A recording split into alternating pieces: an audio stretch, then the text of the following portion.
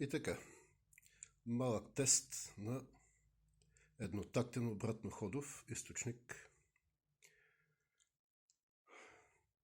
Този уред показва напрежението на изхода. Това е напрежението на входа, променливо напрежение, мрежата. Този уред показва тока през товара. И така включваме.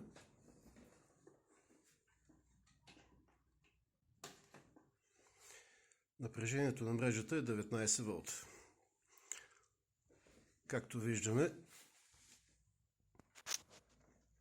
не работи в момента. Опитва се да потегли. Ето. Увеличаваме постепенно.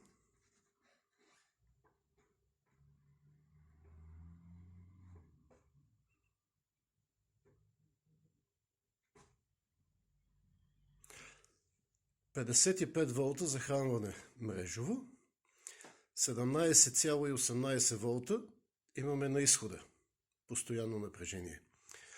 Ето ни тока през товара, почти 110 мА. Увеличавам мрежовото напрежение до номиналното за нашата мрежа. Както виждаме, 110 волта. Напрежението на изхода въобще не се променя. Увеличаваме до 230 волта, което е номиналното напрежение за нашата мрежа. Напрежението на изхода е абсолютно стабилно. Тока през товара, той се е променил леко заради нагряването на резисторите, но това е не повече от 1 мА. Ето. Това е източника. Отново намалям захранващото напрежение от 230.